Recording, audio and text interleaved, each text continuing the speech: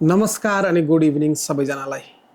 आज एकदमै चाखलाग्दो विषय गुल्मा शब्दको उत्पत्ति कसरी भयो भन्ने विषयमा हामी हेर्नेछौँ। सुरुमा म तपाईँहरूलाई यो स्पष्ट गर्न चाहन्छु, अहिले धेरैले गुल्मा घुम्नु जाउँ हामीहरू, गुल्मा राम्रो जग्गा छ, गुल्मा भनेर एकदमै यो जग्गा चर्चित छ। तर तपाईँहरूलाई म यो स्पष्ट गर्न चाहन्छु, गुल्मा चाहिँ एउटा विकृति हो। यसको सही उच्चारण चाहिँ गोल्मा हो, GOLMA, गोल्मा। अनि यो शब्दलाई हामी हेर्छौँ भने गोल्मासँग मिल्ने शब्दहरू थुप्रै छन्। जस्तै नेपालमा एउटा स्थान छ जसलाई गुल्मी भनिन्छ, त्यो पनि एउटा राम्रो पर्यटकीय स्थान हो। अनि कश्मीरमा गुलमर्ग छ। त्यसैले हामीले संस्कृतमा गुल्मा शब्दलाई हेऱ्यौँ भने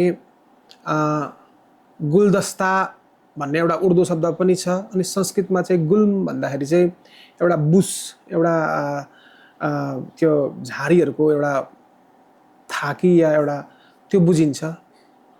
अनि आज हामी गुल्मा शब्द कसरी आयो त भन्ने विषयमा छोटकरीमा हेर्नेछौँ है। जब हामी गुल्मा शब्दलाई यसरी खोज्छौँ, यसको उत्पत्तिलाई हेर्छौँ भने हामी यो सुन्दर देखिने यो मानन्दा वाइल्ड लाइफ सेन्चुरी, यो गुल्मा क्षेत्रको माथिल्लो भागमा जब हामी त्यो पहाडमा हेर्छौँ, त्यहाँनिर एउटा चोक्लङ भन्ने एउटा डाँडा छ। त्योदेखि उतापट्टि अनि लाटपन्चरदेखि अलिक नजिक पर्छ एउटा स्थान छ त्यो डाँडामा। अनि त्यहाँबाट नै यो गुल्मा शब्द उत्पन्न भएको हो। अनि त्यहाँनिर धेरै कथा अनुसार, धेरै यसलाई म मेथोलोजिकल पनि भन्दिनँ, किनभने त्यहाँनिर एउटा प्रमाण पनि छ। त्यहाँनिर कुनै दिन गोल्मा राजा अनि गोल्मा रानी बसेको जग्गा हो भनेर पुराना मानिसहरूले भन्ने गर्छन्। अहिले पनि ती मानिसहरू जीवित छन् अनि धेरैले त्यहाँनिर पुगेर हेरेर पनि आएका छन्।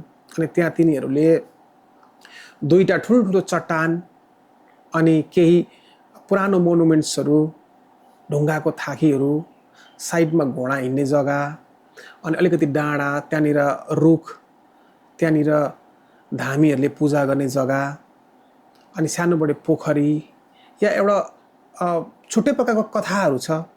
कसैले भन्थे त्यहाँनिर फलफुलको रुखहरू छ अनि त्यहाँनिर गएर फलफुल खानु मात्रै सक्छ, बोकेर आउनु चाहिँ सक्दैन, त्यो घुमाउने झारले भेट्छ फेरि फर्केर ती जान्छ भन्थे। अनि त्यहाँ पोखरी छ, त्यहाँनिर माछा मार्नु चाहिँ हुँदैन, त्यो चाहिँ हेर्नु मात्रै। अनि धेरैले त्यहाँनिर राति लुगाहरू सुकाएको देखिन्छ अहिले पनि भनेर भन्ने गर्छन् त्यो स्थानको बारेमा। अनि इतिहास अनुसार चाहिँ त्यहाँनिर गोल्मा राजा अनि गोल्मा रानी आएर बसेका थिए भन्ने एउटा इतिहास छ। तर यहाँनिर अलिकति प्रश्नको विषय पनि छ कि मैले पनि आफै पनि अध्ययन गरेँ र मैले बुझ्न चाहे यो विषयमा, तर यो अलिकति म पनि स्पष्ट चाहिँ भएन कि गोल्मा राजा अनि गोल्मा रानी, जसलाई राजा रानी धाप पनि भनिन्छ, त्यो क्षेत्रलाई राजा रानी ढाप भनेर चिन्छ यो स्थानीय बासिन्दाहरूले, ती राजाहरू चाहिँ या रानी चाहिँ को थिए त? उनीहरू लेप्चा कुनै किपटका मालिकहरू पो थिए कि, या त किरात पहिलेका किरात राजा रानी पो थिए कि, कतै सुम्निमा र पारुहाङसँग पो रिलेटेड छ कि यो कुरा, कि कतै टिस्टा रङ्गीतसँग पो सम्बन्धित छ भन्ने कुरा चाहिँ स्पष्ट हुन सकेन। अनि तर त्यहाँनिर गोल्मा राजा गोल्मा रानी भन्ने शब्द चाहिँ रहेको छ, यो चाहिँ स्पष्ट छ। त्यो राजा रानीको नाम चाहिँ गोल्मा राजा अनि गोल्मा रानी थियो भन्ने एउटा स्पष्ट छ। अनि मैले जब अध्ययन गरिरहेको थिएँ, एउटा स्कलर हुनुहुन्छ, उहाँले एउटा आर्टिकल या एउटा रिसर्च पेपर जम्मा गर्नुभएको छ, अनन्दया मुखर्जी। उहाँले चाहिँ कतै न कतै उनीहरू लेप्चा किङ नै थिए या कुनै लेप्चा किपटका मालिक थिए भनेर उहाँले यसरी भन्नुभएको रहेछ। तर पनि त्यसको ठोस प्रमाण भन्ने उहाँकोमा पनि छैन। अनि तपाईहरुलाई मैले आज यही स्पष्ट गर्न चाहे, कुन राजा थियो या कुन रानी थियो भने त त्यति साह्रो स्पष्ट छैन, तर गोल्मा राजा अनि गोल्मा रानी थिए। अनि ती राजा रानीलाई अहिले पनि क्षेत्रको, यो हिमालयन क्षेत्रकोदेखि लिएर नेपालका धामी झाँक्रीहरूले, ओझा बिजुवाहरूले उनीहरूको नाम लिने गर्छन्, उनीहरूलाई फलाक्ने गर्छन्। अनि किनभने इतिहास अनुसार चाहिँ उनीहरू चाहिँ अल्पिएका थिए, त्यहाँनिर आएर चाहिँ त्यहाँबाट हराएका थिए या दफन भएका थिए, या के एउटा उनीहरूको एउटा माइथोलोजिकल बिलिफ पनि छ। त्यही लागि नै उनीहरूले गोल्मा राजा गोल्मा रानी भनेर बस्दाखेरि, त्यो झाँक्री बस्दाखेरि चाहिँ सम्बोधन गर्ने एउटा चलन पनि छ। अनि गोल्मा शब्दको उत्पत्ति चाहिँ यसरी भएको थियो।